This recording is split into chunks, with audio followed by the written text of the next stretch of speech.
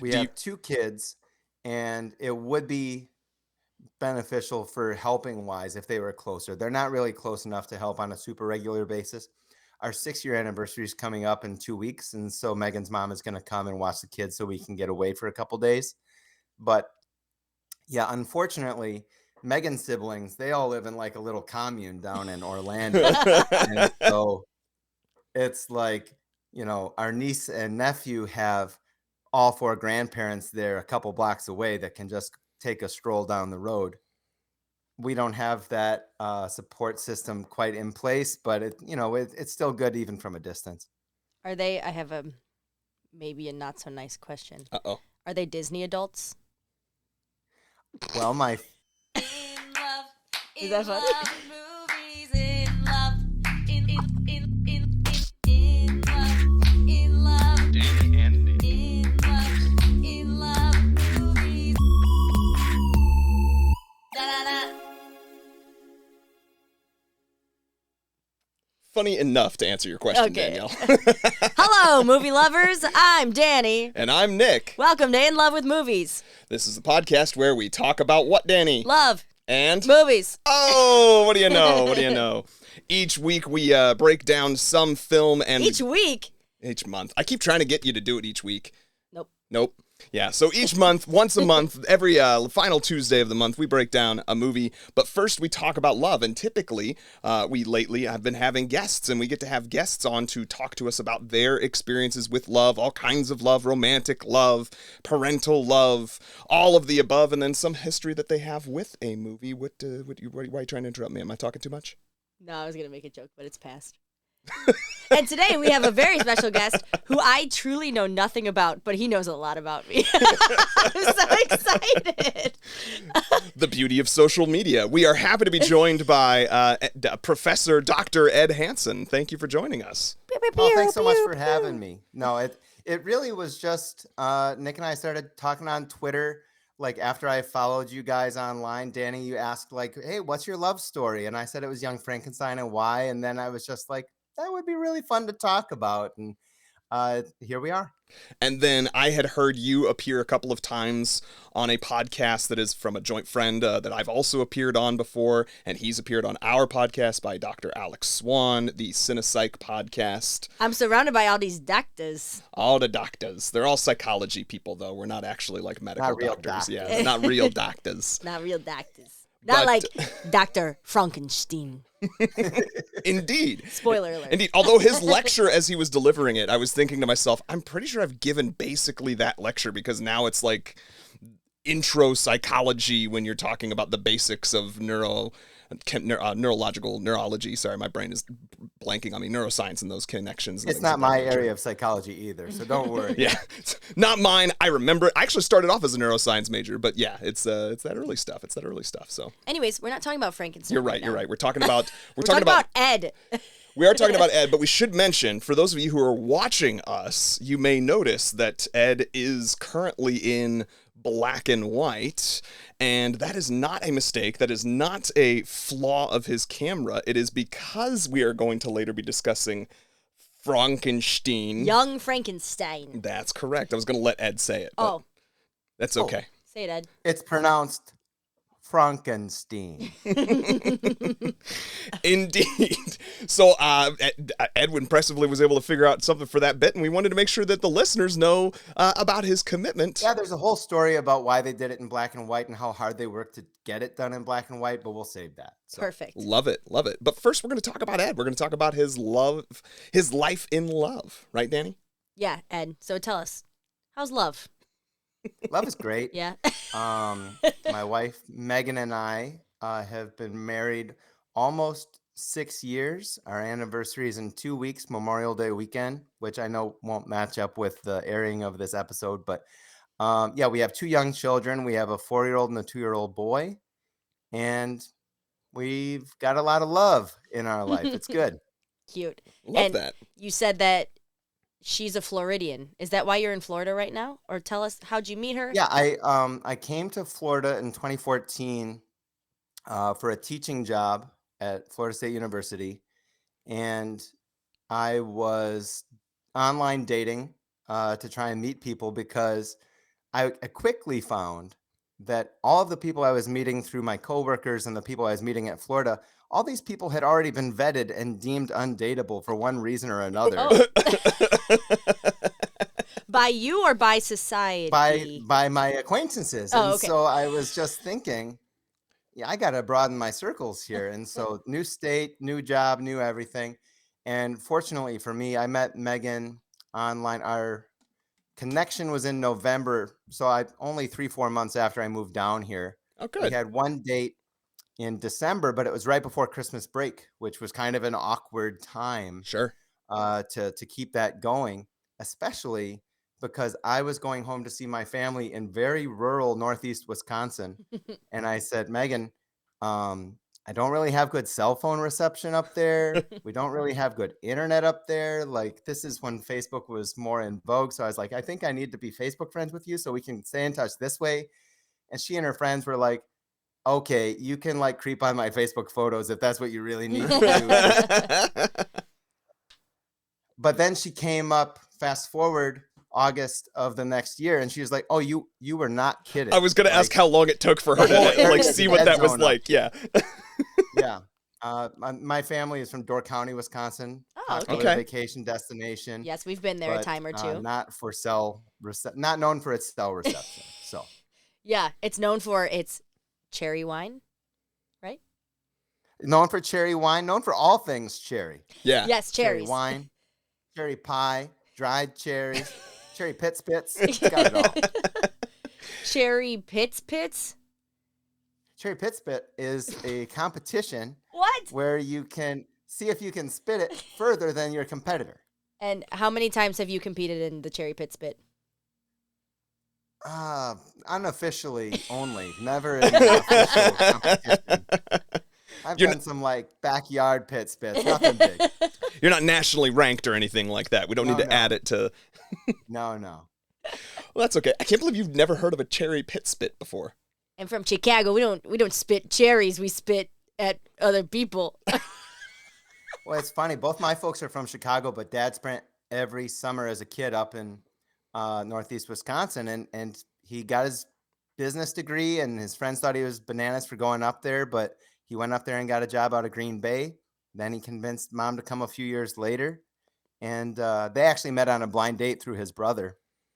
But yeah, the equivalent of online dating in 1979. Well, let's hear more about that then, because we also know that you've got maybe some history with the movie we're going to be discussing, and this is going to kind of end up being our unofficial Father's Day episode. It's going to be coming out around that time, so let's hear more about your relationship with your dad and how your parents got to beget you. Yeah, so like I said, he was living in Wisconsin. My mom was still living in Chicago, and he went down to visit his brother. My uncle, his brother, and my mom were teaching in the same school district. And so they decided to go out on like a double date with my aunt and uncle, my dad, and then my mom. And they met for the first time that night. And she was not much of a drinker, but was like getting the same drinks that they were getting. And she Oh, wasn't dear. feeling well. There's a whole story about how they fell in love despite all of these things against the odds. It all worked out. And then they were married about a year after that.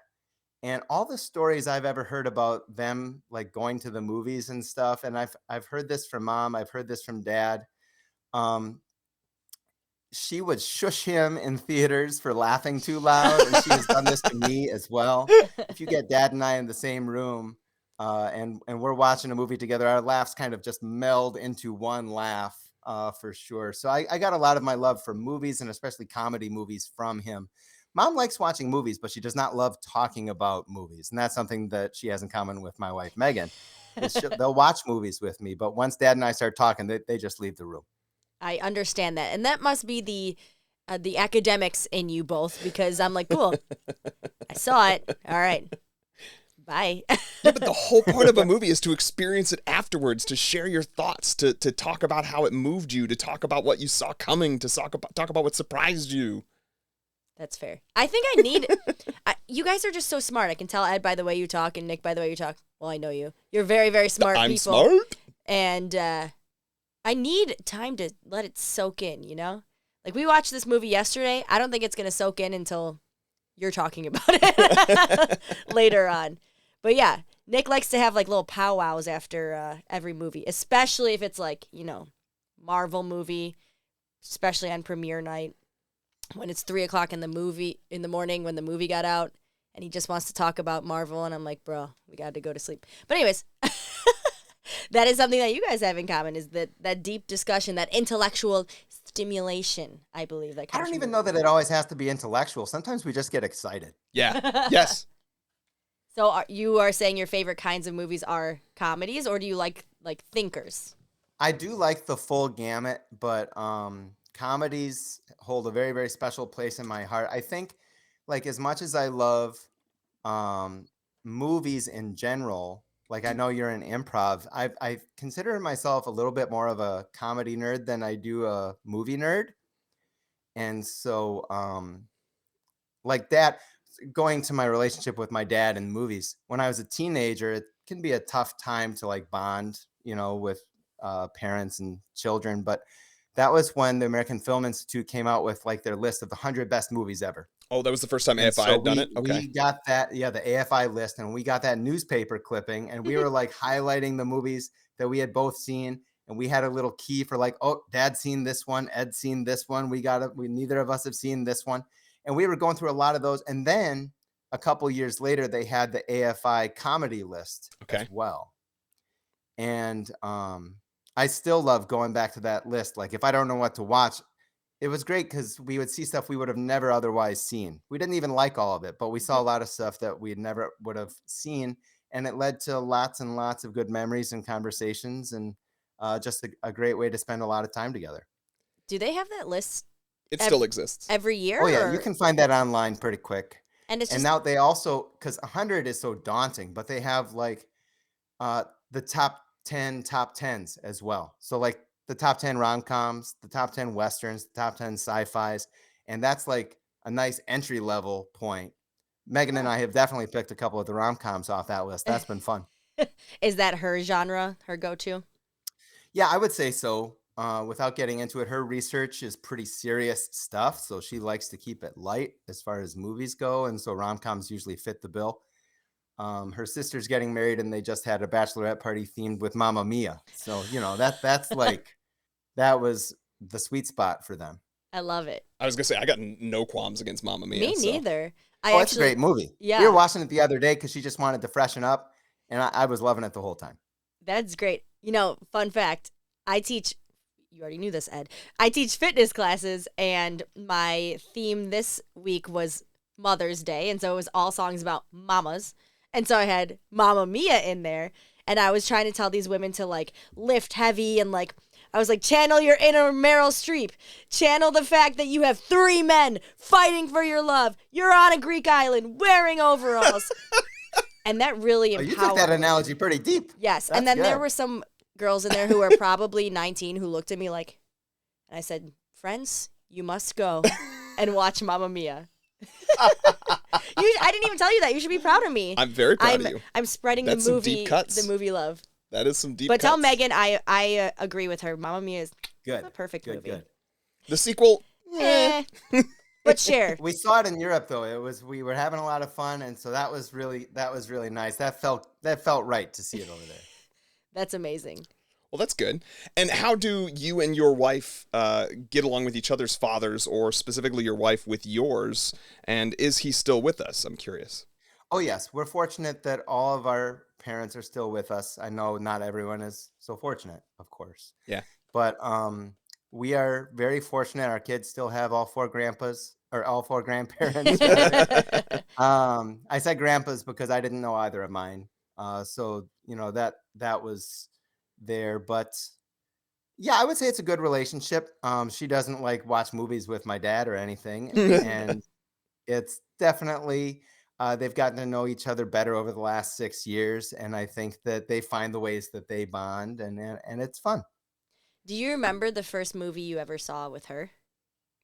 Yes, I do. Well, I remember the almost catastrophic first show I ever watched with her. Oh. I had only heard things about this show, and I said, "Oh, Black Mirror sounds really Oh, thought-provoking." Oh my God. Oh, no. And that was a mistake. Okay, but I can also go and say what the first movie was. I remember now. It was Big Fish, which is a beautiful Tim Burton movie. Isn't that a dad and movie too? tearjerker. But she is not a fan of Tim Burton. She's not a fan of the weirdness. She's not a fan of the fantastic elements. Sure. And so I was really worried when I eventually showed her Young Frankenstein. I'm like, I do not know how to pick things that she likes at all. But we have found our Venn diagrams are starting to overlap a little bit more. I'm starting to pick my spots a little smarter, a little better. And some of them are just for me, and that's okay.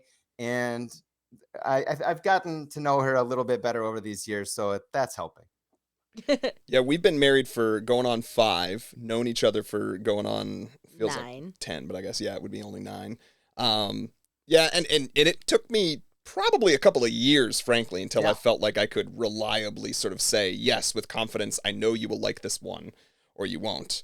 Early on, it was a lot of, I think you should try this one, but then, like, for me, the one that always stands out is The Usual Suspects, was like the first movie that was sort of high art, was sort of a film nerds type of movie that she genuinely walked away from saying, I really like that movie. Like that movie. Give me more of those. And I'm like, okay. If only they all had twist endings like that. I know. I know, right? It's been hard to find them. Well, then we watched like Memento. Uh-huh.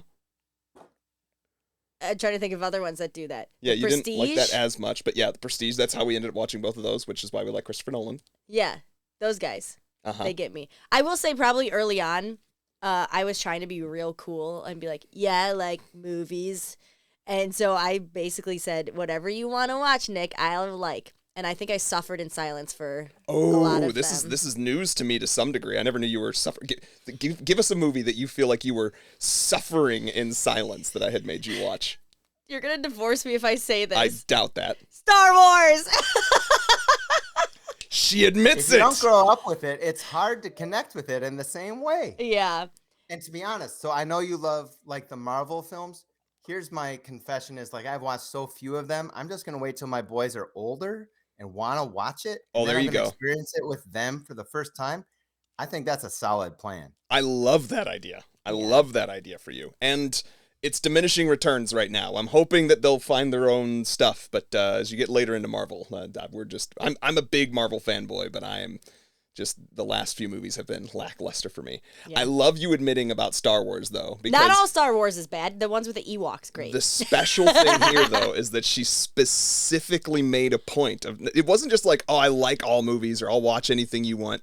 Star Wars was like a thing we connected on. We like went as an early couple's costume as Han and Leia, the whole I love you, I know, we have tattooed on ourselves from our honeymoon. These are things that, and she's refused to admit that maybe she was playing up how much she liked it until we've gotten to this point in our relationship. Ed, not all Star Wars are good, right? No, I mean there's so much now, but there's a lot of goodness in there. It's just not all equally good. Thank you. And I would argue I have never said that all Star Wars is good. I just said that I love it all. You're on the stand now, Nick. You claim all Star Wars are equally good. Yeah, you must love them all. I do love them all. That doesn't mean they're all good. That is one of the beautiful things about movies. You love things that aren't good. Yeah, but that's good to know. That's good to know. I now have it in recording. I have this for great. Now he's posterity gonna pull this that up for the rest of our lives. you will never be able to once again deny that that you loved Star Wars as much as I did from the get-go. Well, no one can say that. So anyways, back to Ed. Ed, have you shown, so you have a 2-year-old and a 4-year-old. 2-year-old probably is still chilling with like Baby Shark, I'm assuming. Have you shown the 4-year-old any movies yet? Like any Disney, anything that like you watched as a kid? Yeah, so last summer we took him to his first movie theater experience. Oh, And we took him to see Lightyear, the Buzz Lightyear movie, okay. because they've both boys. We were real good with screen time before the pandemic. Since then, they watch a lot. That's fair. And so both boys really like Toy Story, Buzz Lightyear, and so when I saw that was going to be in the theater, I'm like, well, this is the sweet spot. This is just going to be really cool. And we took him there on a rainy afternoon, and there was only like one other family with a young child in the theater too. So it was very good environment for him. And he hung in there so good. I was like so proud of him. He was watching. And then like in the climax of the movie, he realized that the seats bounced. And so he was just like, couldn't stop. He was just like, I'm making my own movie fun now. This is great. But no, I would say we've definitely watched the Disney movies are a big part of the rotation. Like Winnie the Pooh Aw. movies are very high. He's actually really taken to Snow White. Oh, And so even though we fast forward sometimes through the scary parts, sure. he'll like march around the house with something over his shoulder, like saying hi ho and stuff. It's real fun. And so, you know, it's easy to be a Disney adult when you have young kids. All right, that's just we have to start working on having young kids so I can be a Disney adult. All right, okay. Well, that's very cute. And so you've been with your wife almost 6 years. Happy early anniversary. By the time this comes Thank you. out, happy late anniversary. Belated. Do you have any marriage advice or love advice or things that you would like to share? Or like even things that you found work in your relationship? The biggest thing that comes to mind is really to embrace like the way you think about family is going to be so different now, because a lot of the time when I was a newlywed, I kept saying my family and I meant my parents and my sister and my siblings and stuff back in Wisconsin. And she was like, no, this is our family now. And especially, you know, having kids really solidified it. But I Sure. think she recognized earlier than I did, like she was going to have new boundaries with her parents. I was going to have new boundaries with my parents. And that hasn't always come easy for me. But I think that because I'm a very agreeable person, I don't like confrontation. I don't like saying no to people. But I do think that just practicing with something small so it will be there when you need it. It's like, oh, sorry, we can't make that actually. We've got this other thing planned. And so I think keeping that time that is your time, yours, is important. All the other things that are coming to mind are kind of like the cliche things, but good communication, right? Yeah. It all comes back to communication. Whether you're talking about it as an IO psychologist or as a husband or a wife, I think good communication is number one. Yeah. Not that we always are equally good at communicating everything we need to do, but I think if you strive for it, that's the best thing you can do. Yeah. I think we ask this question a lot of our guests, and spoiler alert, everyone says communication. Yeah. Some version of. Yeah. And like we've been there too, where you recognize it a lot when you're not communicating, right? So we found that like over communicating sometimes, like Nick's new thing is being like, what are you thinking right now? And we're trying really hard not to say nothing, because you're always thinking something. And so that's a way you can get closer to someone else. Like the other day I was like, I'm thinking about, I don't know, the weather, instead of saying nothing, and just like forcing myself to share what's on my mind with him. Yeah, or you were pondering something about a neon sign or something. Oh, that you'd seen. Like it was like truly like the most mundane, innocuous, nothingness. But I think it was Sometimes Dr. I'll Stan just say Tamkin. nothing important, and whether that's smart or not smart, who's to say? But sometimes, like I've got these. The viewers would be able to maybe see I have these lines when I'm thinking. It's like these lines on my forehead. My wife can tell when I'm thinking about something. And she's like, what are you thinking about? And it's not always important stuff. And Sure. sometimes I'll just say nothing important. And sometimes she'll press. And sometimes I'm just like, is Chewbacca really that tall? Yes, I love that. And that's what I was going to say, is it truly could be just like you randomly, your brain had gone off on a tangent and followed a train of thought about movies, Yeah. because you might have seen it like a Pepsi can that had Kylo Ren on it, and then your brain goes to Star Wars, and then you get to Chewbacca. Like, yeah, I love that though. And yeah, it's been it's just one new way. We're always trying to kind of find new ways to get to know each other. Like, I mean, I'm sure you've experienced this, Ed, of like you eventually reach a point where it feels like maybe there's nothing more to know about your partner, and that can, remove some mystery, remove some love. And this is just one more way of being like, hey, I'm always curious to know you better, even if that means just knowing what your random thought is while you're, looking pensive off in the distance. And then some of the times when I ask the question, it ends up being, like some actual thing that we need to have a conversation about. Yeah. You're expecting something light. And Yeah. it was not. Yeah. That has happened. Well, that has you happened. haven't taken the garbage out 3 times in a row or something like that. Yeah. Another important question in your marriage, Ed. Your wife, is she into IO psychology? This is a good one. No. She's not in the same field. She actually got her PhD in social work, and she works for the medical school, and she does research. Long story short, trying to reduce disparities for pregnant women having babies, and it's like a really big issue in this country. Mm-hmm. And so she works with health providers just in a variety of different ways in her team. So it's really awesome work that she's into. That's awesome. Yeah, it's pretty cool. Do you feel like you can, like, do you all shoot the PhD shit? Like, do you have intellectual conversations, or like, do you feel like you're able to share your work with her and she can share it with you? I mean, there are some times where we'll like see an article on Twitter and it's like, oh, this will help your research, and send it back and forth and that kind of stuff. Or we'll be talking through a problem with a project that she's on. But most of our talking is just about keeping our toddlers alive and how we can keep the spark alive. It's like we want to make sure that we're husband and wife first in the house, and I think that we have a lot of common interests that are science, and we have a lot of common interests that are not science. That's fine. That's awesome. Yeah, I do not like science. I was going to say, correct me if I'm wrong, but this is coming a little bit from a place for you of like feeling as, because you do something somewhat closer to social work. You're not a researcher in it, but Yeah, I do disability work.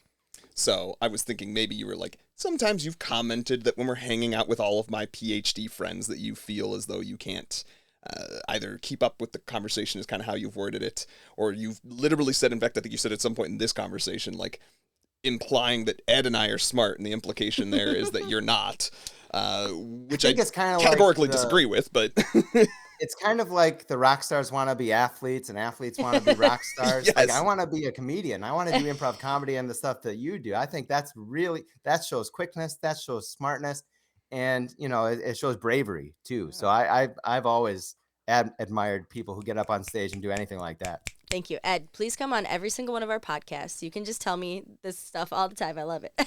Also, I would like to say anyone can try. Improv, I think, has helped me in so many aspects of my daily life. Like just today, I gave a training to very many people, and like kind of important people at the college that I work at. And everyone was like, oh my gosh, you're so good. You're such a natural. I'm like, yeah, it's because I improvise first, It's like a part of my everyday life of just like, I got to be flexible. I got to be listening, and I have to be adding to the conversation. sorry, I was trying not to burp into the mic this time, and then you gave me a weird look, so. Thought you were, anyways.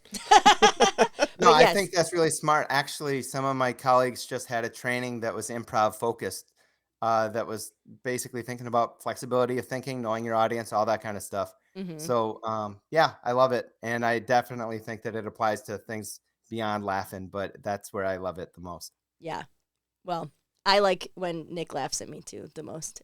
I like to think I'm funny. You yeah. are. Thank It you. works. Wait, say that again? You are funny. Thank you. Okay.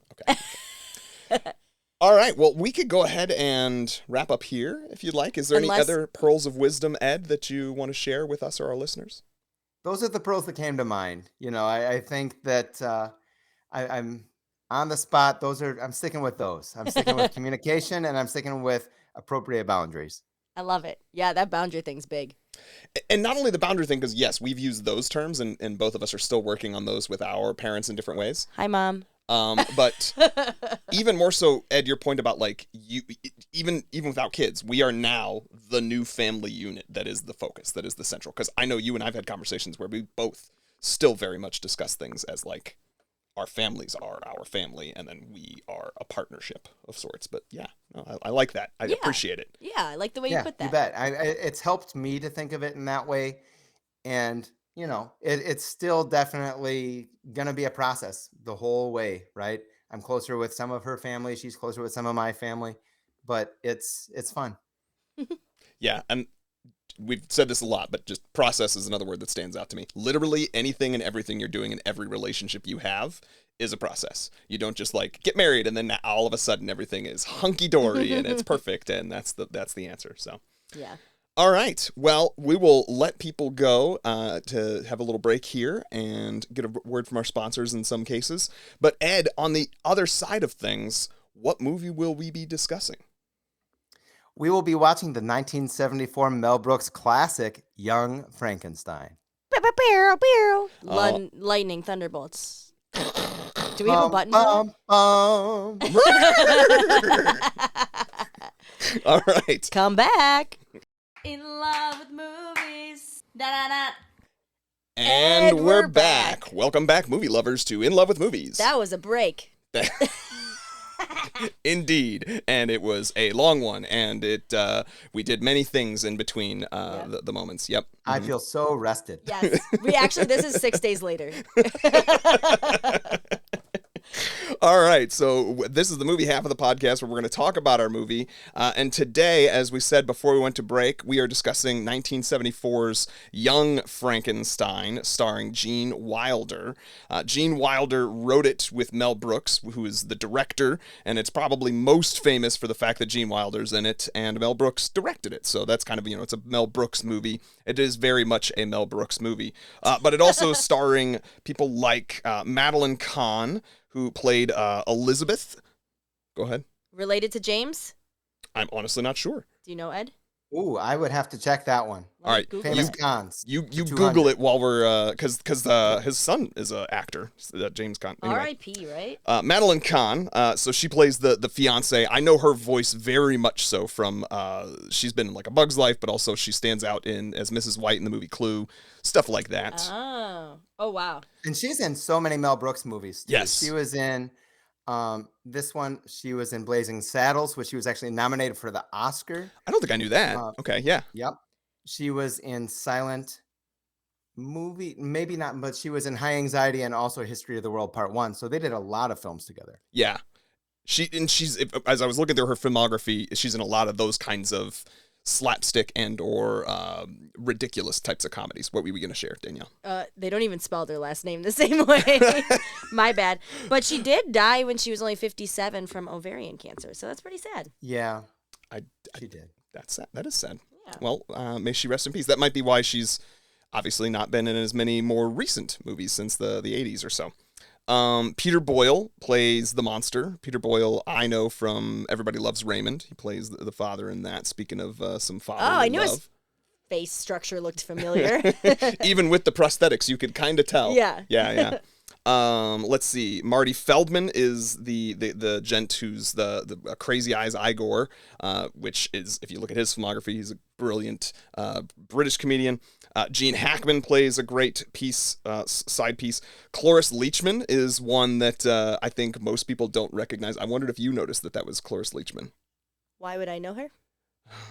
Raising Hope, but she's also just a really brilliant female comedian, and I just know the a name. lot of but things. Yeah, okay. Yeah, and then Terry Garr I had played Inga, and those are the kind of the big ones, including Gene Hackman. I just threw in there, even though he plays like the blind priest or whatever as a bit part, just because it's Gene Hackman for gosh sakes. Maybe not as famous, but I just like to throw Kenneth Mars in there as the inspector as well.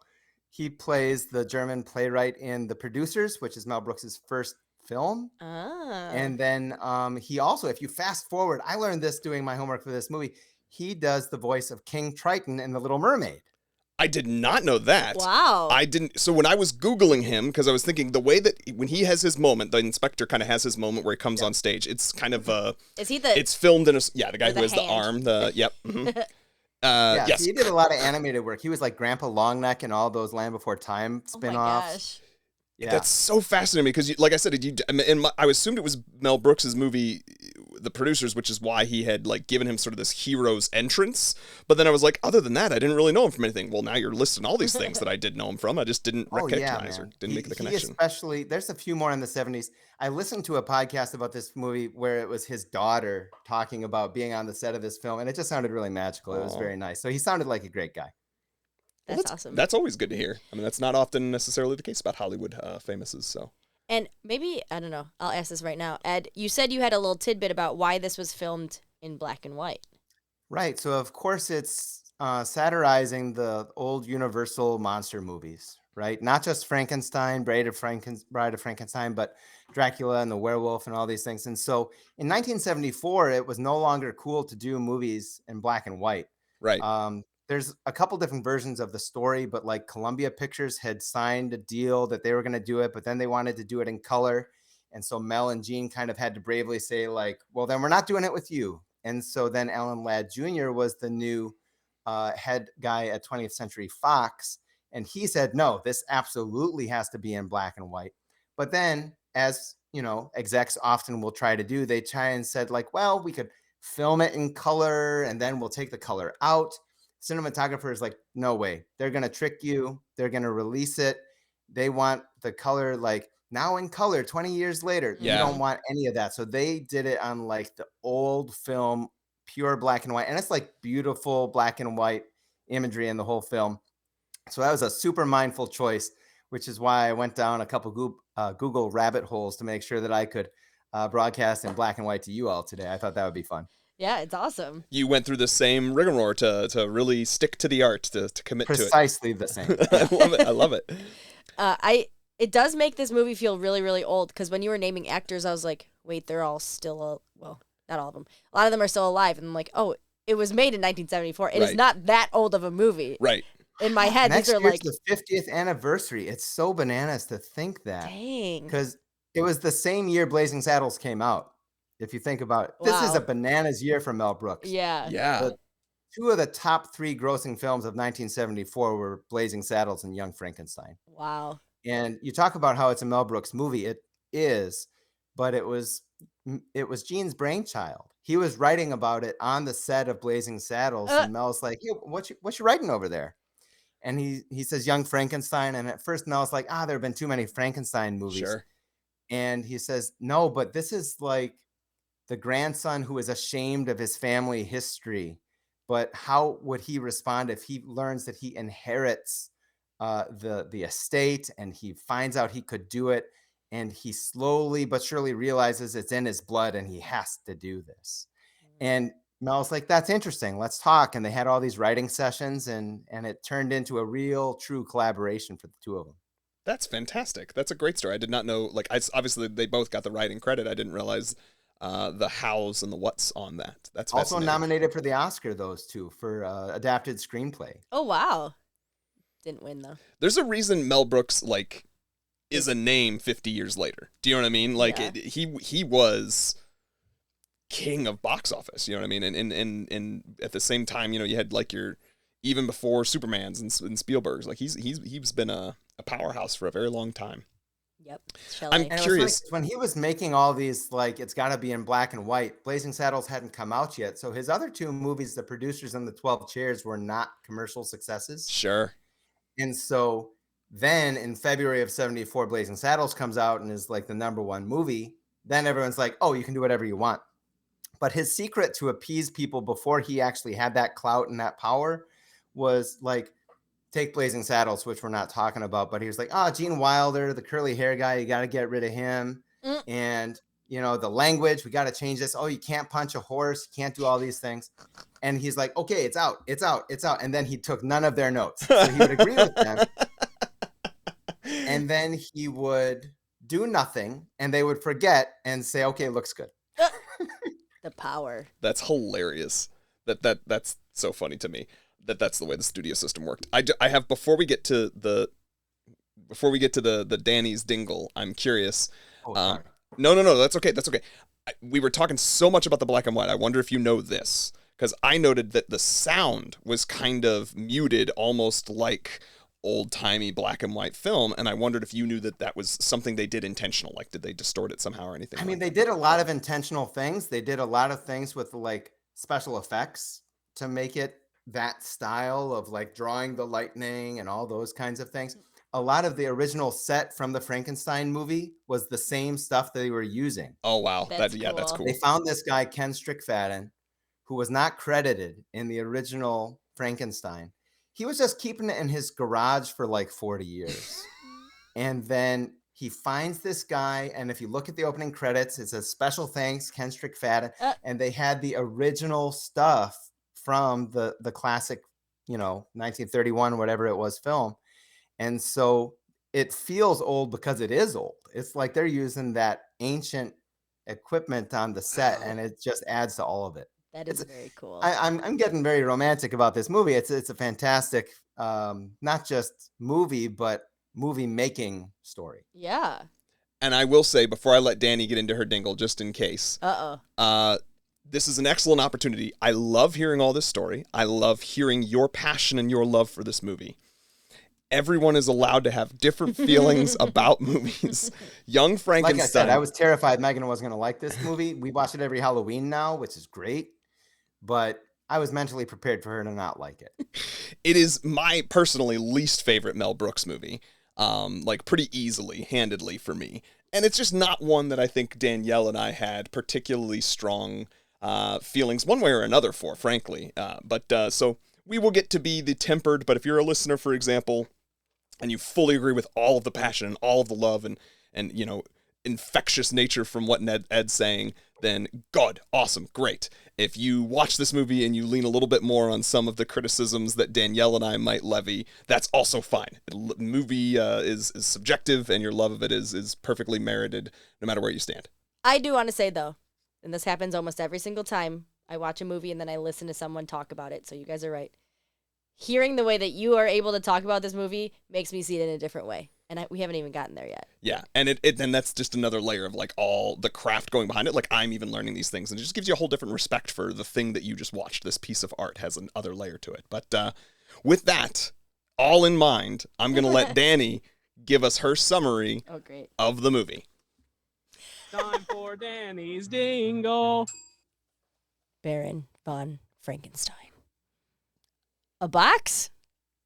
What? I'm confused. The box? I don't understand. It's Frankenstein. Does the brain actually do that? Transylvania. Igor. Walk this way. Inga. Oh, secret layer.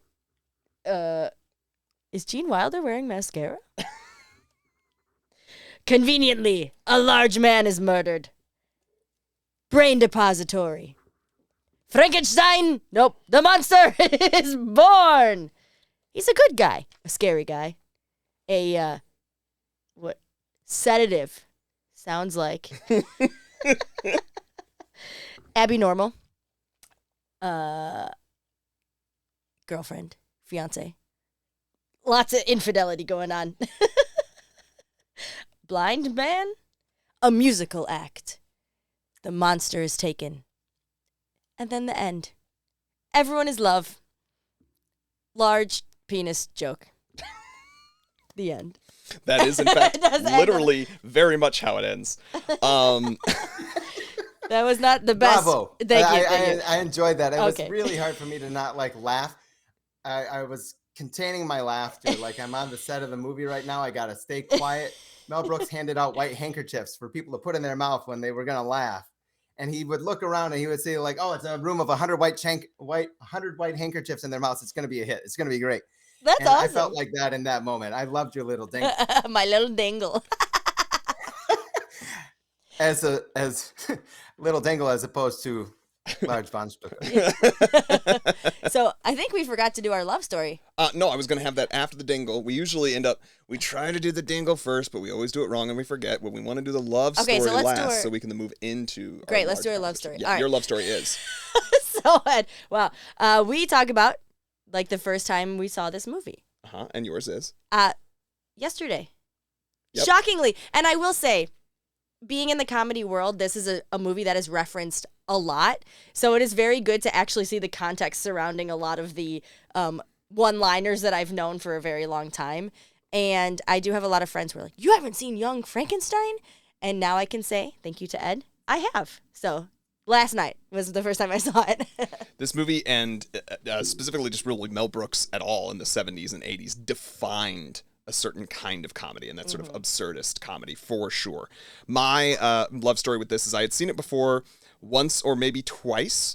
I remember that my brother got a like Mel Brooks DVD box set at some point in the past because Blazing Saddles, Spaceballs, and then Young Frankenstein was part of it, and I watched it as a part of that at some time in the past. So not that exciting either. But Ed, we understand that you have a particularly touching love story with this movie, so why don't you share that with us and our listeners? I'm glad you think it's touching. When I was a young kid, there's when you have kids, it's like, when do I introduce a film that I love to my kids? So, like with Star Wars, like my kids have seen lightsabers, but they haven't seen Star Wars. Sure. And so my dad knew that it's not like a laugh out loud, always super hilarious movie, especially to a kid.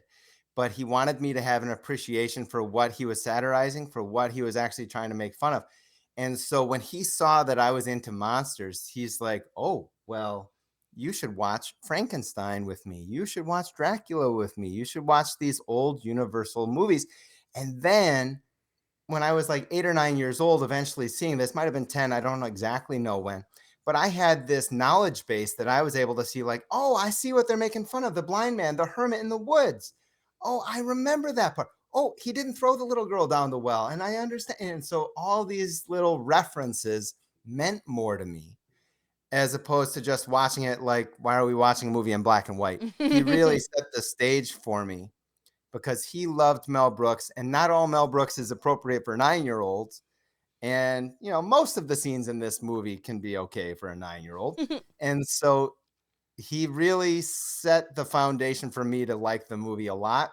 And I don't know that I loved it as a kid, but when I was put on the spot as a 19-year-old or something, what's your favorite movie? That's the movie that would come to mind. If you ask me now, it's probably my favorite movie. I don't think it's the quote unquote best movie, but it's my favorite movie. Right. Yes. Yeah, that nostalgia.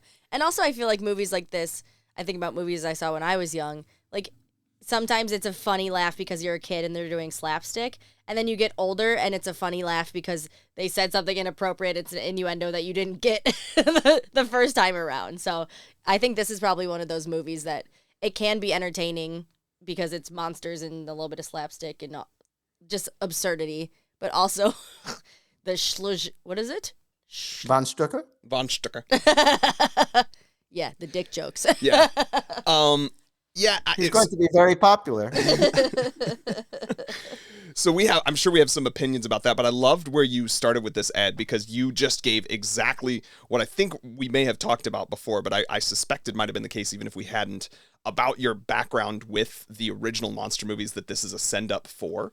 And, there's this sort of rule around satire that to be a good satirist, you almost have to know the original material that you're satirizing better than, say, like the people who made the original. Like, you have to know it in and out. And I think you have to know it to some degree to appreciate it, because I had this note in my stuff to ask you about this specifically, because for me, Spaceballs is probably my favorite Mel Brooks movie. And because we've already in this conversation on the today's episode discussed Star Wars, like, that's why. Because I know Star Wars in and out, but I'm also perfectly capable of recognizing the absurdity of some of it and, am able to have a good laugh at it. So I love Spaceballs because Spaceballs does to Star Wars what this is doing to those Universal monster movies. However, so I think my counterpoint to that would be like, Spaceballs is a wonderful satire of, not only Star Wars, but Alien and Star Trek and all these different kinds of things. But it doesn't have the emotional through line that I think this movie does have. I would agree. And I think that this is like more of an elevated satire. I think that this is the Gene Wilder sensibility coming through. Like, he really wanted to make this more of a sequel than a spoof. Sure. Way. And I think that, like, the music is beautiful. I don't remember the music from Spaceballs. The story of, like, the monster is sad. I don't remember being moved by Spaceballs or Men in Tights or some of these other very funny movies. And willing to say that this is not Mel's funniest movie, but I think it's his best film. I might be willing to concede that. I would definitely not argue that Spaceballs is a better film. Like, I categorically would not.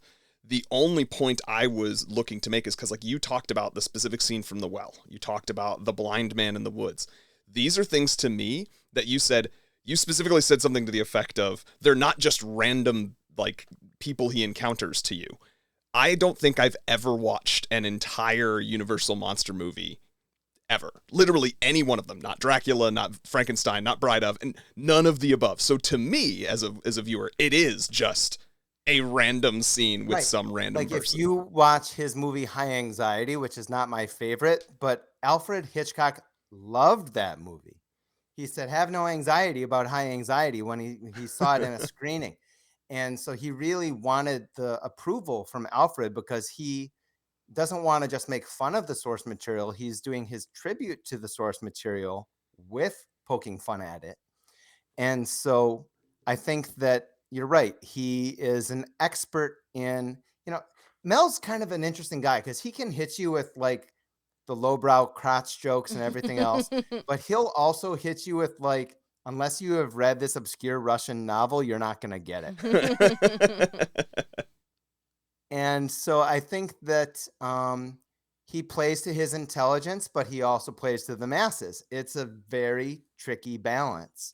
And I don't think a lot of people take that approach, but I think that he really does, whether it's the 2,000-year-old man or anything that he's ever done. Mm-hmm. I think, and comedy is just so subjective. And Mel Brooks has to be doing something right to literally still be creating. Did you watch History of the World Part 2? Like he's yes, still I'm glad creating. we're not reviewing History of the World Part 2, but there were a lot of parts that I really did love. Me too. But there was some wildly inconsistent. We would agree with that. I would say, okay, if they come out with season 2, I will watch it. But did it need to be a 4-hour series? Could it have been a 90-minute movie that would have just been way funnier? I think so, right? For sure. So, yeah. I mean, I think that there are some laugh out loud parts of this movie. I don't think there's as many as just in my opinion. Again, everyone has their own. I like Robin Hood Men in Tights. That one's one of my favorites. But I've never seen Blazing. Fantastic. I've never seen Blazing Saddles or Spaceballs or any other one. So that's on me. Yeah, Blazing Saddles you've seen scenes of. It's not one I always go back to. Spaceballs is on our list, and Ed, if you want to pick that for some future appearance, if we don't turn you off too much from this conversation, maybe you can be the excuse that I finally get her to watch it. But I love your point about Mel Brooks manages to walk that tightrope to the point where he includes sort of both sides of the really highbrow comedy and the really, really lowbrow comedy. And I think the interesting thing anytime I watch it, and this includes Spaceballs, it includes History of the World, and includes Young Frankenstein, I think a lot of times it's like the jokes for me are always pretty like hit or miss, but when they hit hard. You know what I mean? Like he's Babe Ruth, you know what I mean? Like he swings it a lot. He doesn't hit every single one of them, but when he hits it, boy, that goes out of the park. And when then he connects, you just like you are holding your stomach in pain, laughing so hard, for sure. Yeah. Yeah. I laughed way too hard when Igor says, "Walk this way." And it's such an old joke, but it's perfectly placed, right? It is, and it's like you've seen it in a bunch of movies before, a bunch of movies since. It is, but it hits. And Every time I think kind of of- it, walk this way. Famously inspired Aerosmith to name their song "Walk No, This Way." are you kidding? Yeah, they were taking a break from recording. They watched the movie and they laughed so hard. They're like, "We've got this riff. This works with it. Let's go." I did not know that. That's so fantastic. That's amazing. And by the way, Aerosmith is on their farewell tour right now. That's true. That's true. So I have some questions about this movie, and I'm sure, Ed, you could answer them. Or maybe Nick. Maybe I was Go just not for it. paying attention. So the opening is somebody stealing a box from a skeleton who doesn't want to let it go. And then he sits in the back of the professor's Frankenstein's classroom. And then the professor goes to Transylvania. So I think where did the box come from and why is he going to Transylvania? I got lost. Did I miss something? All right, so the box at the beginning is not my favorite part of the movie. I'm like, what is going on with that? Truly.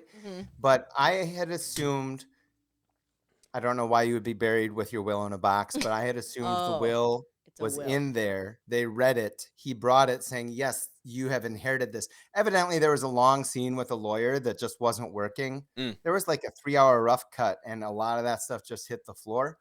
But yeah, I think it was just there were no other surviving relatives, and so they went down the list and they found I always want to say Frederick. They found Frederick in the States, and I think that's what was in the box, just sort of explaining the connection between the two of them. Got it. I just didn't understand how he was in the classroom. Did someone tell him to go to Transylvania? Yeah. Or did that part get cut? Or was I not paying No, I attention? think that's what assume it was the man in the mustache with the back, who brought it there. And it's funny. It reminds me of when I showed this movie to Megan. I'm kind of notorious for not giving a great pitch to movies. Also, she didn't know it was going to be a comedy, but then it like cuts to Gene Wilder saying my grandfather's work was doo-doo, and she's like, "This movie's hilarious. Why didn't you tell me this was a comedy movie?" And I did think that part was very funny. yeah, He's- it is. I mean, Gene Wilder's performance, he goes from level-headed to insane so well. Yeah. I wrote Better that than down. anyone I can think of. I wrote, Gene is wild. Perfect for this role. Yeah, I mean, and I think the only time, because he was in a lot of comedies around that time, around that decade or two, but like the only movie I think that truly exemplifies that skill of his Willy Wonka. is Willy Wonka. Yeah. Like, and it is that Willy Wonka is like kind of the same character in a lot of ways in terms Yeah, I of would how say he plays those are it. the two. Yeah, I don't know that I could choose. I have my biased choice, but objectively, I think those are the two. Yeah. And then who's his fiance? Oh, she funny. Elizabeth, Yeah. Taffeta, darling. Just very, very dumb. Like, I love you. And I didn't know he was going to Transylvania. I got lost. And so I was like, why is there this heartfelt goodbye? Is she going to come back? And then she came back. So thank goodness we got a full circle with Elizabeth and her it's the schlong. I think the setup of this movie, there must have been a lot more cut because I do think it's like Professor, which by the way, I was enthralled by his lesson of him putting the thing on the back of the guy's neck. I literally wrote down, wait, is this true? Like if you put something on the pressure points, you can't have reflexes. no, that's the bit. the Okay. bit that he was paying I the would actor. call that a colorful exaggeration. But the whole Yeah. time I was like, oh my God, I never knew that. That's so cool. So then he's on a train, which I thought was very funny. They showed Passage of Time, like New York, Transylvania. Yeah, I did. I literally, when it said he was like coming into New York, I was like, hold on a second. There's an ocean. Are they going to comment on that? And it was like, nope, just a different train. And now all of a sudden, Transylvania. With a very similar couple arguing about, Yes, but it would just, in fact, I thought to myself, I was like, I wonder if they're speaking like actual German or some real language. And if so, are they literally saying the exact same words? Because that's something that I feel like Mel Brooks would do too. Yes. And then we are introduced to Igor, who is hysterical because Frederick Frankenstein. Igor. And I looked at Nick and I said, does that guy really look like that? Because I thought that was like amazing practical effects, but that's his face, huh? Yeah, there's some conflicting reports as to why, but basically genetic condition that, it might have been hypertension that exacerbated it. He also smoked 5 packs a day and died tragically young. That didn't cause the eyes, but he had some health problems. Yeah. Well, I think he's a really good actor. I think he's arguably the wonderful. funniest one in this Yeah. film because he, with the hump, and he's just, And the hump Wait a changing second. sides. That gets me every time. That is one of Evidently, those the story behind that is that he did it on set without telling anyone, and then they noticed like a day or two later, and Mel thought it was so funny that he wrote it in, and it was just beautiful. I at one point, because then there was another scene where he they were creating the monster. He's upstairs. He's like he's shouting, "Come down here to be safe" or whatever. And then the guy suddenly appears. And there's more than one time where he like does that sort of thing. And that seems to also be the times when the hump switches. I had a thought to myself. I was like, is there a bit in this that I forgot where it's actually two different people? And it's like, I don't know, conjoined twins or something. That it's like, there's not one Igor. It was so good. That's hilarious. Frau, what's her name? Frau Blucher. Thank you. I can't say her name. Man, she has watery eyes the whole movie. She's crying the whole movie. She's a very intense Frau. That's Cloris Leachman. She's super intense, man. But did you She notice? was so fantastic in that. I think she's like loosely based on a Alfred Hitchcock character called from a movie called Rebecca. Okay. That won like Best Picture in 1940. Huh. So it's kind of like a mysterious housekeeper, very creepy vibes, in love with the previous house owner, that kind of a thing. And she's an Oscar winner in her own right too. And so she brings it. She brings it in History of the World and some of his other stuff too. Amazing. Actually, for 1974, I thought all three of the women just really killed their roles. I thought it was really fun and funny. I agree. I think they crushed it, but the writing was not so good to women. Not. I think it was of its time for sure, but Yeah, I was thinking that Ilga, she got done dirty a little bit. She was kind of just like, but I'll talk about that later when I'm going down my list. Oh, okay. I thought it was a good segue. I was trying to let you have it. No, okay, go ahead. I want to talk about Frau. Okay. Who the horses are afraid of. Did you notice at one point she's like, "Stay close to the candles," and she's walking them through the house, and the candles are not on. I know. I that took me until adulthood to notice that, but it is delightful. Is there anything you know about that, or they were just like, "This is I think it's stupid." just absurdist. I think that you just like the candles aren't even lit, man. And all the other candles in all the other rooms are very clearly lit. And then she makes out with the picture You have to of. stay close to the candle. Then she makes out with the picture of Gene Wilder. Which I thought was very funny. The bookcase scene, that is very much a comedy. Like, that is classic comedy. Like, pull the candle, put the candle, pull the candle, the back and forth. Very, very funny. And then with his lips smashed, he's like, "Whatever you do, Yeah. do not replace the candle." That could have easily been an Abbott and Costello Meet Frankenstein, right? Mhm. That scene was taken from that time. Yes. And I do think I like that you said that was all the old stuff for the original Frankenstein, because I do think there was something magical about when they found the like secret layer. Like, it just felt I love how they did the authentic. voiceover of the original movie, and it's just, yeah, you feel like, oh, it's happening here. What This is- is really neat. Explain What- that. yeah, talk about that. What was the voiceover? Oh, when they take, I don't remember the name of the actor that played the original Dr. Frankenstein, but they have him talking through his creation.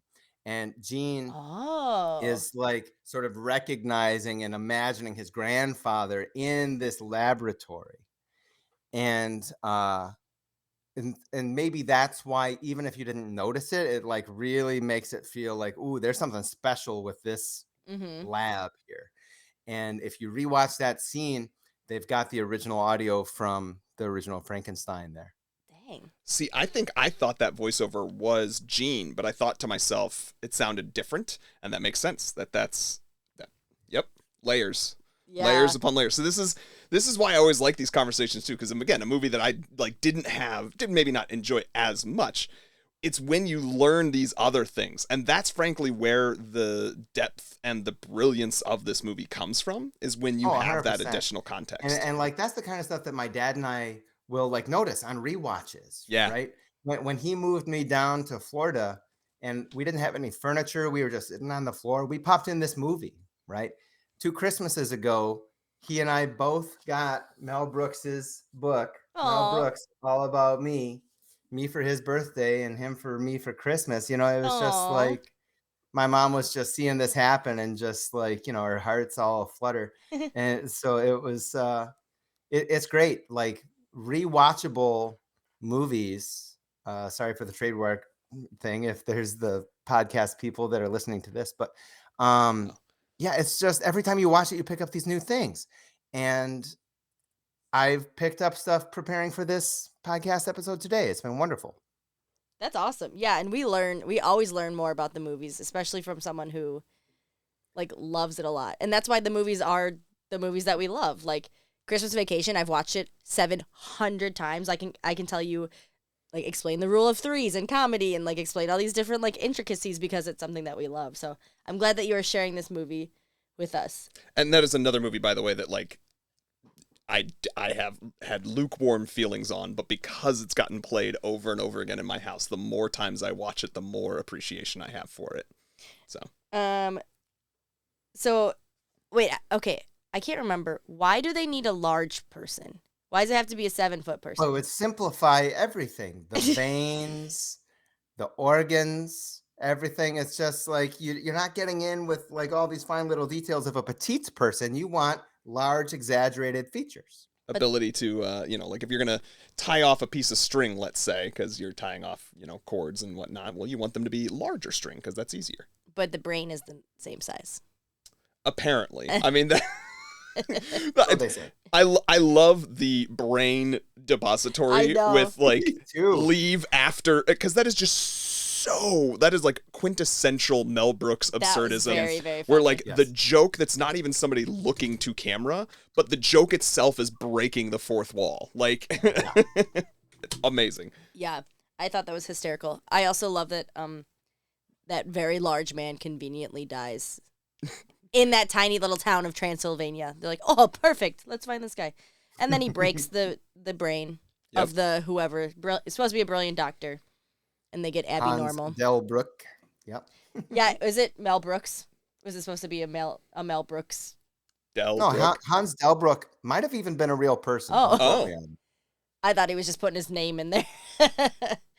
And then there's an anti-science mob, and I was like, uh-oh, is this the 40s, the 70s, today? Or the 2020s. What a time to be alive.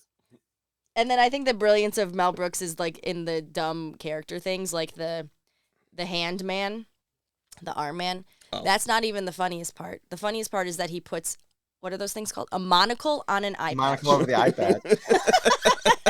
That is a good bit. And they never call it out. They're just like, here it is. Very, very dumb. That's just perfectly normal. And then Monsters Alive. Oh, the fact that they're playing charades. Even though he's about to like suffocate, he's like, 3 words. Sounds like bed. Okay, set. That got me. That tickled me a little bit. Set a give. Set a give. Very funny. So this little girl scene, I thought it was just a sweet little scene in this movie, like to prove that he is not a monster. He's just playing flowers and saying, I love you to this flower and not hurting the girl on purpose and flings her back in her bed. Which is also funny. In a reference to the original Frankenstein? Yeah, unfortunately in the original, the monster throws the little girl down the well. Got it. And so when she says, oh, no more petals on the flower, what else can we throw down the well? And he like looks at the camera like, yeah, maybe, but he decides not to. And you're right, he's showing his humanity. And so that was 100% a nod to the original for sure. And the same thing you say for Gene Hackman's character. Yeah, so that was actually a scene from the sequel Bride of Frankenstein. Okay. But it's this very touching, beautiful scene in the woods where he meets the blind hermit. And Gene Hackman, of course, not known for his comedy acting. Right. At the time, he was like superstar, but he played tennis with Gene Wilder. And he's like, man, I got to get into a comedy. I got to lighten it up. I'm doing all this heavy stuff. And he says, well, I do have this role. And he actually, I believe, did that role for free. Oh. Yeah. He just was like, as a favor, this sounds like so much fun. Let's do it. That's fantastic. I will say that role, I know it's supposed to be sweet. It's a little creepy.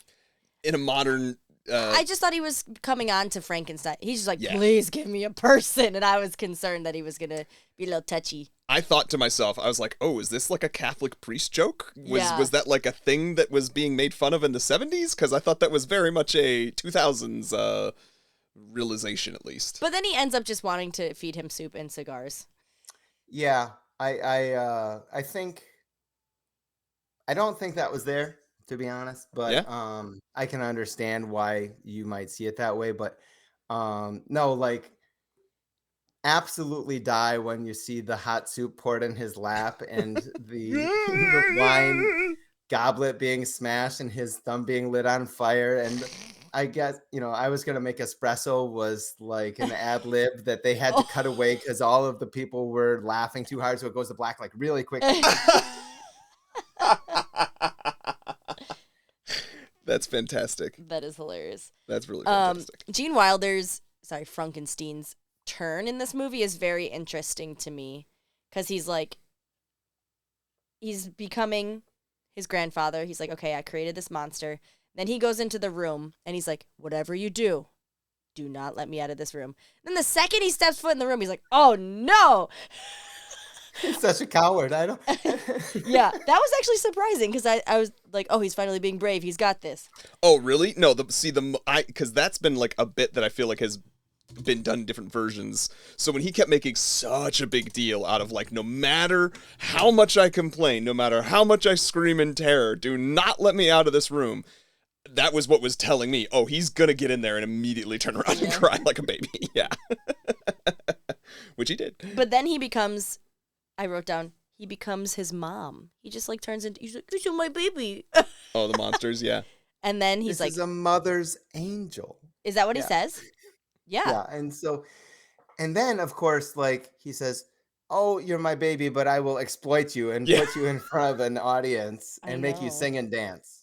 Yeah, it was interesting. So he said, I'm scared of you. Wait, I'm your mama. Wait, I am Frankenstein. And then, yeah, the part that never worked for me, and I think it's just like goes to show how much it was about Dr. Frankenstein's ego, was he was like, don't blow this for me, right? He wasn't showing like you're safe, right? You're not in danger, it's just the light.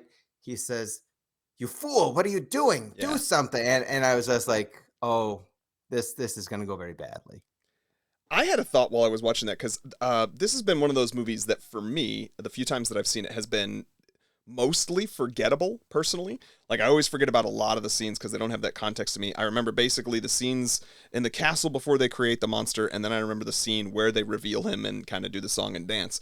I think the song and dance part, to me, I wonder if it's meant to be, Ed, you might know, a nod towards like the original King Kong movie, because it felt like, oh, we've got this monster and it's actually a gentle creature, but now we've put it in this context and all of a sudden it goes It bananas. is, and there's actually a story that there's again different versions of. It's like Who Survives tells the stories, right? Mhm. But that Gene and Mel got into a really big argument Oh, about that scene, and he says we're gonna have him tap dance to Irving Berlin, and Mel's like, no, people aren't gonna believe this. It's too bananas. It's all these things, and Gene's like, no, I really need this to be in here. It shows how sophisticated he is, and it shows, like how he's not just alive, he's doing all these things, which if you think about it, they start booing him, not because, it's like a monster. It says, oh, you can't really sing and dance. Not that they brought lifeless matter back to life. The scientists would be very impressed if he wasn't dancing.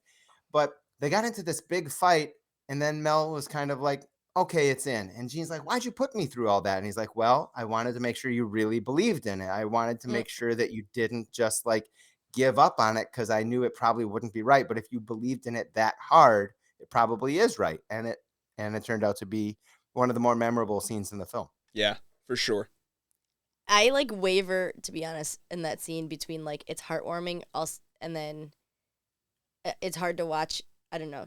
Personally, I work with people with disabilities, and so the way that he was singing it, I was like, oh, can understand that part that was for hard sure. for me. That was another one for me that, much like the sort of thinking there might have been a Catholic priest joke, I thought to myself, like, I can't quite tell if this is some sort of intentional thing, because if it is, then that's frankly offensive. But I couldn't tell if that was what it was meant to be, or if it was just like, how else do you play that other than, someone who is, he's clearly supposed to be kind of mentally impaired in some degree, but.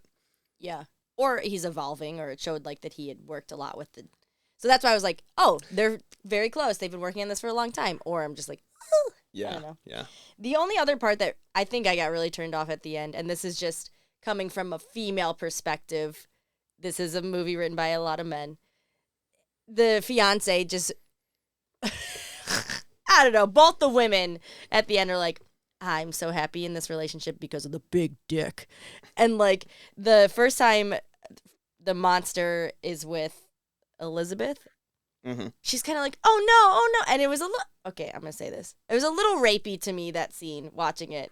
Yeah, I'm comfortable agreeing with you in Okay. that. Right? I don't That's wanna like shit on the your movie, scene but- I do not look forward Yeah. to chatting about with my Yeah. boy. For sure. It's the one when you said you were talking about your dad showing it to you or whatever, because most of the scenes are safe. I thought to myself, like, yeah, there's really only one scene I can specifically That's the think one. of that I Yeah. would not really want a kid to watch, because it would just have all these sort of. And it's not even graphic by any means, but it would create questions of like, Daddy, what is he doing to her? Why is, you know what I mean? And it's like, you. Yeah, and like in a modern context of consent, it doesn't work. Correct. Right? Yeah. So I think that if you talk about what ages well and what ages poorly, that ages the worst. Yeah, Agreed. I agree. And that part, I was like, ugh. But then, I mean, they do come back to like, she keeps going back to him and eventually obviously marries him, and that's the whole thing of it. But yeah. Which is another part of me, though, that like I have two minds of that, because okay, so she comes back to him, and it shows that she's got agency and she's making her choices, but it's like it is the crass joke. It's just but it's a lowbrow joke, and you have to decide whether or not it's an offensive joke to you. That essentially having a big dick is sexually satisfying to all women, and being sexually satisfied is the most important Yeah. thing to all women, Yeah. which, is lowbrow, may or may not be offensive, but yeah. Yeah, I guess maybe that's like, I was thinking about, is this a love story? And I think it's a love story between Frankenstein, and his monster, and the women are kind of just like added into it. And like the women, clearly Elizabeth does not like the doctor. Oh, I yeah. don't even know why she's marrying him, because she has money. He doesn't. I also think it's wild that like she gets scared and then she has highlights all of a sudden. Just all of us, she's got those two. I was able to at least say like, well, I knew because The it was Bride trying to of be a That's the bride. Bride of Frankenstein. Frankenstein. Yeah. Yeah. Got it. But okay, I have one final, since we're towards the end of the movie. We Okay. did go from beginning to Which end. we Your sure least did. favorite thing. You won it. Ed, what do you think about the ending of him saving his monster by switching brains? Just in general. Well, Or combining I brains? think that it's finally him recognizing like he had a responsibility to this monster, and that if this monster was going to have any kind of good life at all, this was going to be the only way he was going to do it. And it doesn't matter that the science isn't good. It just matters that he was willing to sacrifice it all. Igor says, there's a chance that you might both lose your lives. And then he does that joke with the violin, right? And there's a lot of jokes with music and everything in this movie. And so I really just think it's the most redeeming thing he does in the whole film. Yeah, A very solid point. I agree. I expected, again, because this is my first time seeing this movie, I expected him to have the monster's brain, and he didn't. He only had the it's like monster's dick. well, that's why he said not a second more, not a second less, right? He knew it was only a little bit that he was giving him. And yeah, I think that at earlier watchings, I was like, is he the monster now? What's Mhm. going on? Mhm. But it just glazed right over that.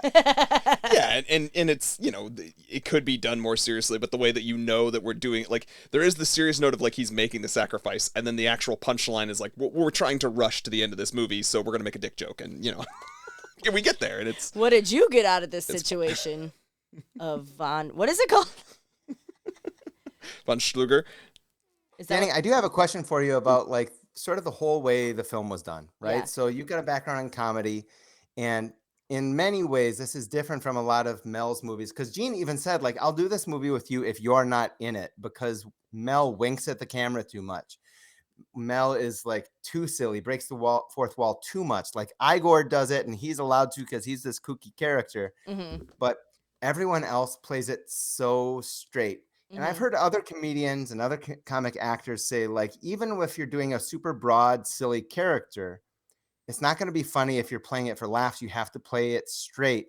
And Gene Wilder has talked about how he was trained as a dramatic actor, and people just sort of laughed at what he did. So if the situation is silly enough, what is your thought about like playing it silly or playing it straight, playing it for laughs? Why does that work? Why does that not work in this movie? That's a really great question. Very deep. I like it. There's actually there's a whole book that I read about it that's like kind of the philosophy behind like improv and where it started.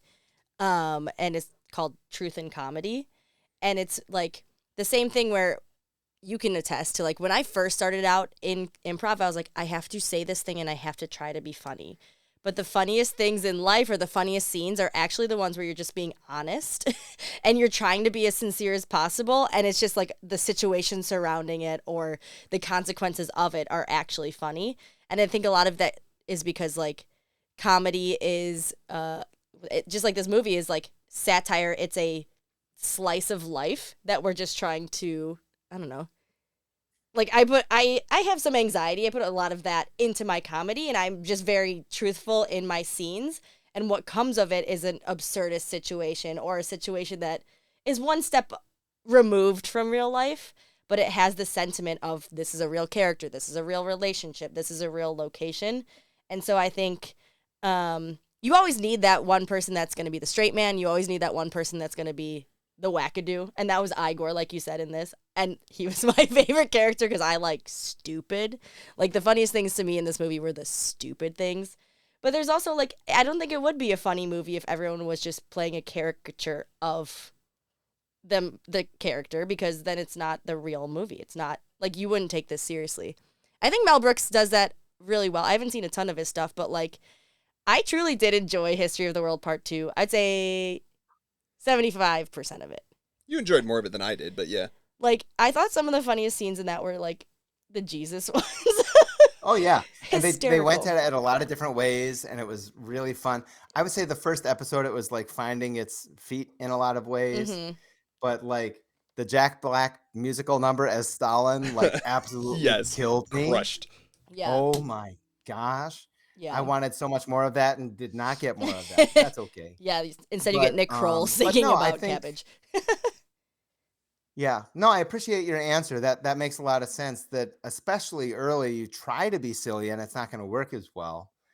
But Gene's he's had his own problems in his life, right? He actually wrote a book too called Kiss Me Like a Stranger, and he talks about it. The whole frame of the book is like him talking to a psychiatrist. Like that's how he's talking about his life. And he's gone through some things, and he was never like a truly happy person, but like as they were finishing this movie, he turned to Mel and he's like, "Can't we do some more scenes? Can't we write some more?" And he's like, "No, it's done." And he said filming that movie was the happiest in many ways that he had ever been. He just didn't want it to end. Hmm. And they all really loved each other. They were great friends. They met actually. Mel Brooks was married to Anne Bancroft, the famous actress, and Gene and Anne were doing a play together, and that's how they met. And he said, "Oh, I'm working on this thing. The producers, you're going to be in it someday." And it was like over a year later, but then he was in it. And, you know, it's just these folks really loved each other. I think they loved being on the set. And I think that not all sets are going to be that way, but this was one of those wonderful happenstances when everyone really came together and liked being there, which Mhm. is pretty great. Yeah, and I think it's maybe because they were so, like, you could tell that they put a lot of themselves, like you were saying, into this role. Like, Gene Wilder is Oh. a mad scientist, I think, in real life. Like, you can tell that he is conflicted in real life. The fact, I've only seen, I think, 2 movies of his, and the other one's Willy Wonka, and like you said. He did some great ones with Richard Pryor too. Yeah. You know, More Richard broad. Pryor, of course, co-wrote Blazing Saddles with Mel Brooks. I guess I have to watch that, huh? That'd be another good one for you. Yeah, buckle in for that one. But yeah, I do think Speaking of also. some racial jokes that have not. Yikes. I do think like a lot of comedians are the saddest people in the world. And I Yeah. think that just goes to show that like the conflict inside of them is so true and real that when it comes out, it's their release. And to the world, it might be absurd, but to them, it's like that is their reality. Yeah. Like Gene Wilder was, Robin Williams. I think one Yeah. of the funniest men that that ever lived, and Whoever he was lived, so for sure. so tortured. Yeah, and Mel has this interesting quote about what is funny, and is like, if you get a paper cut on your finger, that's a tragedy. But if someone else falls into a manhole cover and dies, that's funny.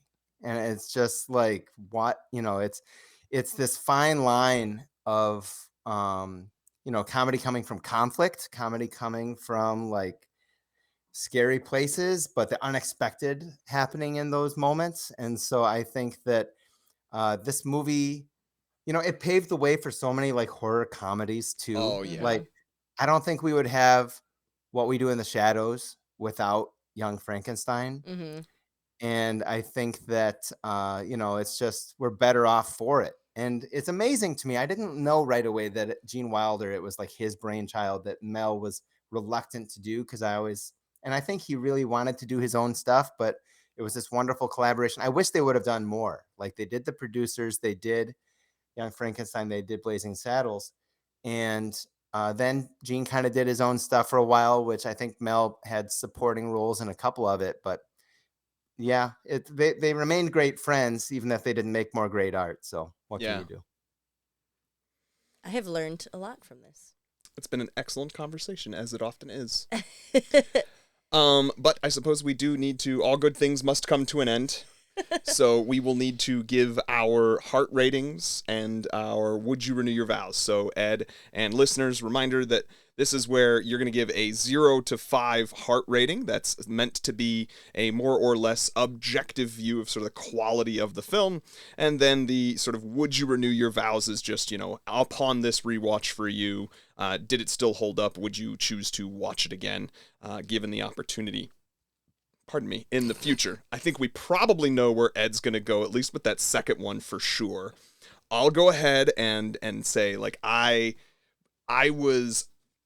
this conversation has given me a further respect for it to the point where I feel more comfortable giving it a slightly higher rating than what sort of my sort of gut reaction was. Because again, trying to be objective, trying to give them the respect. That was my goal. When I heard it, I was like, I'm going to nudge them in the direction of watching this in the future. I think I am going to give it a 3.25 out of 5 for me. There's room for growth. Some things don't hold up as well, but it gets a couple of extra bonus points too, just for anything that has contributed to the overall art form that you just can't argue against that. Like you get more credit for that from me. Me personally, in terms of renew my vows, probably not. Like, I'm not mad that we watched it again, but upon my rewatch, it's about what I remember from the last time. Like, I'll forget parts of it a week from now, and if I never watch it again, that's okay. But I will have the things that do stick out to me, the things that do mean something to me going forward. Danielle? I was gonna give it a 3.5, only because as a woman, it's not the best representation, some of the characters, but I do have to respect it for like you were talking about, Ed, like the foundations of comedy. Like there are so many elements in here, and I like dumb stuff, and there's a lot of dumb stuff in here, so I can appreciate it for what it's done. I will not watch the whole movie again. I think I would rewatch some of the scenes, especially because, in an improv show, a lot of times we get Mel Brooks suggestions, we get Young Frankenstein, we have to be these characters. So like it is the foundation for so many other things, like you were saying. So I'll YouTube Walk This Way. You need to be more familiar with it for your own comedy. I in the would future. recommend watching the outtakes, and you can just see what a good time they're having. Like Gene breaking character all the time. He was so serious in this movie, but he is just laughing his head off the entire time. It's very hard to be objective about this film. It's fair. So like my subjective is a 5 out of 5. I would say my objective is a 4.9 out of 5. I love it. I will say I looked. It's 8 out of 10 on IMDb. So like 4 out of 5 is really kind of where the consensus seems to be. Yeah, and it's talk about those lists. It's number 13 all-time comedy according to American Film Institute, and that's not why it's special to me, but it's it's definitely one that comedians and people who love comedy, I think, should see at least once and see if it's for them. Yeah, Yep. and it's a But, study, if nothing else. Yeah. Mm-hmm. Yeah, and I don't think that it's the one you should pop in if you're gonna be looking to laugh the whole time. I totally get that. Mm-hmm. But I think Blazing Saddles could be that, as long as you have a stomach for like, okay, they're talking about racism, but the bad guys are the racists. Yeah. And so I think if you frame it that way, that's why Mel Brooks's Blazing Saddles is ranked higher. But I also think like the producers makes fun of Hitler like so fresh after World War II, all those things. I'm going on and on. I could go on and on about it for sure, but yes, I will renew my vows.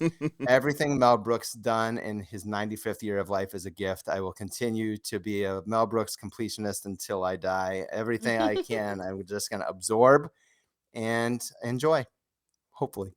I love that. I love that a lot. And again, maybe Blazing Saddles, maybe you can help me get her to watch Spaceballs. Producers is one that we have seen, and I think would be competing with Spaceballs for me as and one of the my producers, favorites. of course, was turned into the great musical. Young Frankenstein didn't do as well, but it was also turned into a musical. I saw that with my family in Chicago, and that has great memories too. Aw. There's songs like with Elizabeth singing "Please Don't Touch Me." There's songs with Frederick and his dream of joining the family business. It's just a great show that is not a perfect show, but I've never seen Young Frankenstein in the theater, but seeing it there to like laugh with people who, seeing a comedy with other people who are laughing is a different experience.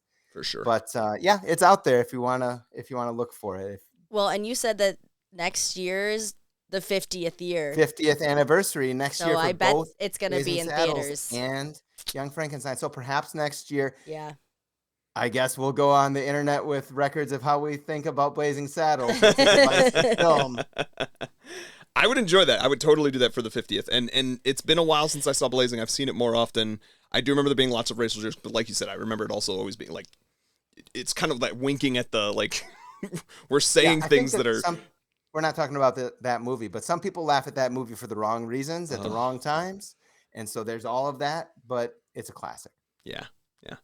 All right. Well, with that, movie lovers, we're going to let you go. But before we do, Ed, is there any place that our listeners can find you on the internet to hear more about your thoughts on psychology or your love of Yeah, I mean, Mel you can Brooks? find me on Twitter. That's how Nick and I connected. Ed Hansen _PH dad. Cute. But otherwise, yeah, I'm just teaching psychology down in Florida. So if you want to take my class, you can. But otherwise, I'll see you on the interwebs.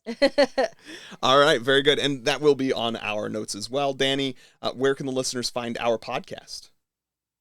At the letter N _ love with no underscore. Sometimes I like throwing this at her I don't because know. don't normally. Let me try this again. Dani, where can our listeners find you? Great. Yes, you can find me at Dani Miami 4.